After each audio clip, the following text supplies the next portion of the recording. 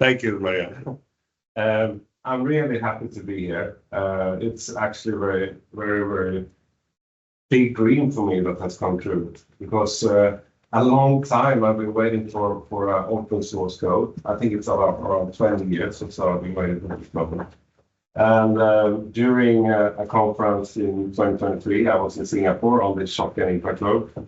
Chairman Francis was and Dr. Paolo Lins. And Paolo showed me then that, oh, do you know about OpenRadioss? It's actually open source and you can see the whole code. So that was a really exciting point. So then I started to think, well, let's make it better. So how can we do something better? So then I took actually the material model that we had in Autodyne, which was actually developed by the Norwegian Defense FFI for compacting powder. So that material model was then done using subroutine, and this presentation is really Thierry's hard work because he took patiently my user subroutine and made it professionally into the OpenRadioss system. So it is now a full equation state model and a material state model. So thank you, Thierry, for having patience with me on that. So what for those who don't know, Autodyne is explicit code used a lot for weapon loads. It used to be a solely developed code from UK Warsan.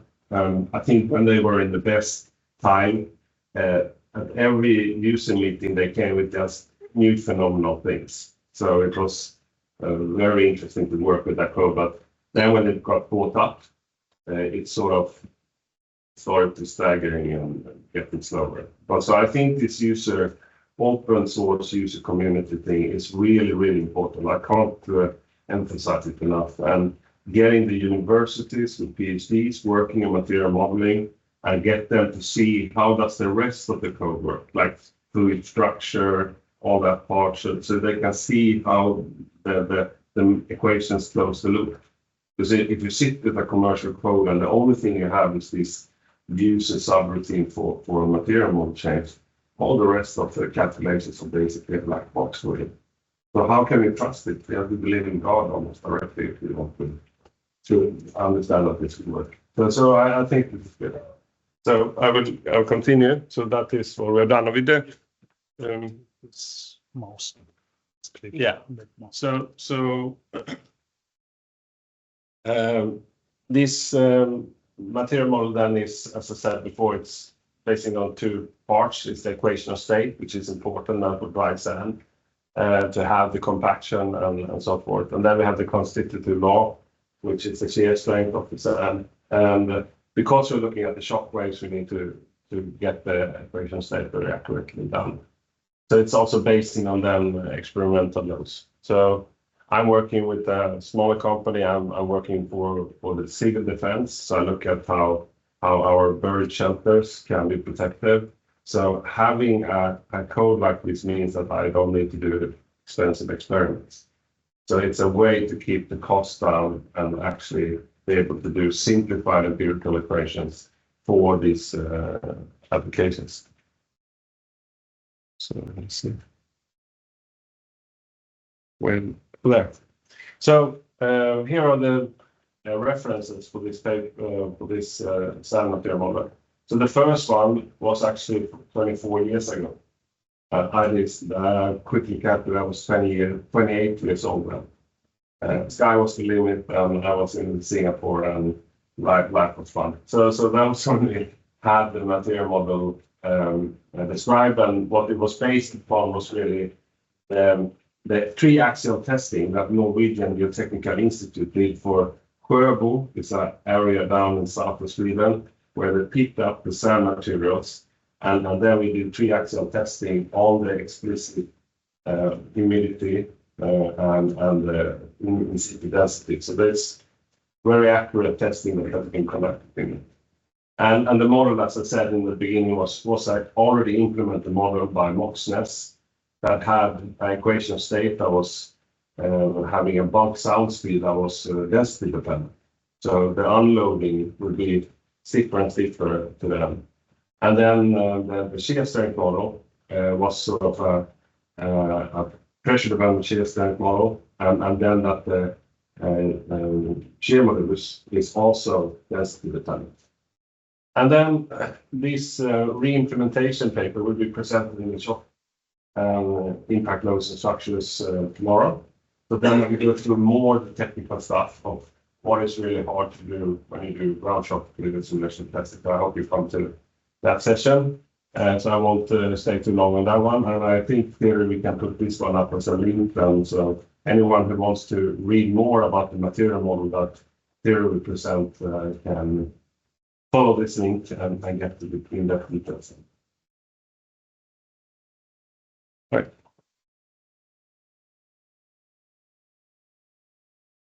There we go. So just quickly then for reminding that. So Norwegian Geotechnical Institute, they did really good experiments where they did 3-axial tests on the cube. So at first it's a tropic consolidation. So they compressed it to different pressure levels. And all the time during those tests, we also had pressure transducers on the top and the bottom. So we could measure the shear wave and the longitudinal wave speed continuously during different states. And then what we also did was that we kept the radial pressure or radial stress constant and did the shear testing also to see where we had the shear stress. So that is basically the background, and that data is also available exactly like it was on the 3001 paper. So you'll be able to, in Radioss already now, use the material model that was in 2001 with the exact data from the reading.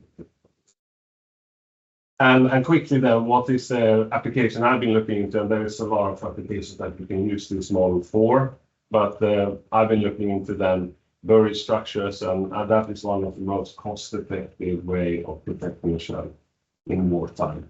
So, and backfill materials like sand is most likely to be found around. And the complexity of the shock wave is first that you have an incident wave. The dissipation of the energy from that shock wave, then you have to model quite accurately how the unloading, the elastic unloading is happening in the material.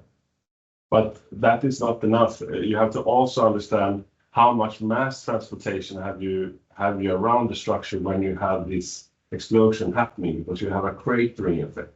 So if you're close to the charge when this happens, you have sort of an expansion of the cratering. So it becomes like a confined explosion. So it depends on which is the weakest. Is it going to be the soil that pops out, or is it the building that pops in? So it will find its way out in a way. So I think we stop there and listen to how you implement the theory. Thierry, stage is yours. Okay, let's go. So for my slides, there will be 3 parts. The first one is a quick overview of the material model. Then I will focus on OpenRadioss integration. And finally, to verify if what is implemented is working, then I will show some verification tests. Okay, so for the material model, you have to describe the stress tensor. You have 2 parts. The first one is the deviatoric stress, and the second one is the equation of state for the hydrostatic stress. You have 2 specificities. For the deviatoric part, you have a shear modulus, which is not constant. It is evolving with the density, and it is provided with a user function. After that, you have a yield surface, which is dependent on the pressure and also provided by a user function. For the equation of state, you have to provide 3 functions. The first one is the one on the top, PC, for a compacted pressure. It is the curve which is followed when you are loading and from which you can unload. And the unloading path could be linear or non-linear, depending on the gamma value. And the gamma value can also be dependent on the density, so it's also a user function. After that, you have to provide a function for the sound speed If you want to make the unloading more stiffer, then you have an increasing function. And for a given density, it allows to determine the slope of the unloading path, or it allows to shape the unloading path for the non-linear case. One interesting point for this material model is that when you compute sound speed, which is dependent on both bulk modulus and shear modulus, you also have the dependency of the shear modulus with the density. And this is a good point because in some experiments, like the flyer plates experiments, when you take into account this dependency, you have better predictions. So that was a quick overview about the material model. Now for the integration into OpenRadioss.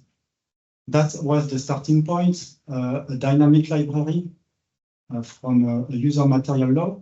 So Leo provided an input file with a user material law, and to use this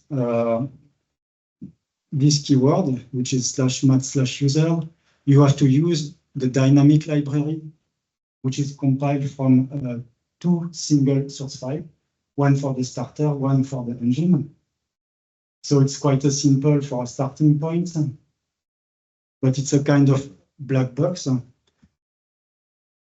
And my work was to collaborate to make this integrated into OpenRadioss. So it could be a little bit complex, especially if you haven't coded into OpenRadioss, because you have several related files, several files for the starter, several for engine, also some modules. So Leo provided the technical expertise, and we provided the help for the integration. It was also the opportunity to bring modularity because we will have two keywords, one for the material law and one for the equation of state. So you can use the new equation of state with another material law and the new material law with another equation of state. And the advantage with OpenRadioss is that you have a CFG file. So if, for example, next year you want to update the material model by adding a new parameter, this can be taken into account because in CFG file you have a format history, and the format will be still compatible for backward compatibility. This is the input format for the user material. So it's quite a complex here because you have everything in there, the material parameters, equation of state parameters, and also embedded function. So it's not readable, but the objective here was not the user experience, but to provide something which is reliable to build a reference solution. After that, for the integration into OpenRadioss, of course, the user experience does matter. So it was the opportunity to make something more readable with two keywords, one for the material law, one for the equation of state. And since you no longer have any embedded functions, you only and simply refer to function identifiers. So it's more readable. So when it is implemented, you have to check that it works as expected. So that's the purpose of the verification process. It's also the opportunity to remind how this material model is working. This is a simple cyclic test with several successive compression. You can see that it follows the compaction pressure curve from which you can unload. You can unload with a linear pass in blue or non-linear pass in red, and you can make it stiffer with the density. So this test works as expected. After that, since you have a dependency on the shear modulus, you have to test that. This loading test is also a cyclic test. You have a volume change first, then a shear test, and again, an additional cycle with a volume change and a shear test. On this diagram here, you have the strain versus the stress. And for each volume change, you are doing the shear test at a constant density or a constant volume or a constant pressure. It is what is written here, P1, P2, up to P5. And for each of this pressure, you have a different slope, and this slope is directly correlated to the shear modulus. When you measure the slope, you are exactly on the shear modulus function provided by the user. So this is working. And finally, to make it more complex, you can test the yield surface, which is introduced here in red. In blue, you have the loading pass, and you cannot go above the loading, the yield surface.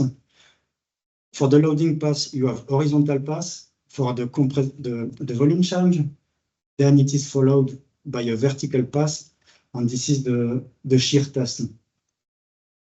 And you cannot go over the yield surface, otherwise you have a plastic effect, and that's why you have here horizontal line. You can find again the correlation between the slope and the shear modulus, and it works as expected.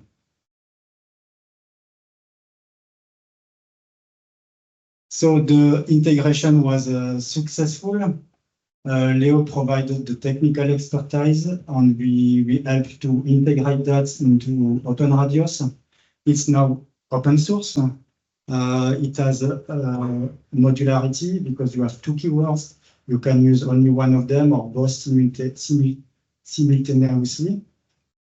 You have a better performance because it is more performant to use OpenRadioss version rather than the dynamic library. And you have a possible format history if you want to update a parameter or do any change. The verification process passed, and now it is ready to be tested. The only remaining step is to plug the compatibility with ALE framework, because everything I presented here was done with the Lagrangian framework. But these are only few steps to add in. I'm providing here the main pull request if you want to refer to it. And if you want to test, you can download an input example with the parameters of the Sjöbo Dry Sand. Just click on the link and you can copy and paste it into your input format. These are the links for the papers which were mentioned by Leo. And this is concluding the presentation. If you have any question, do not hesitate now or later at the break.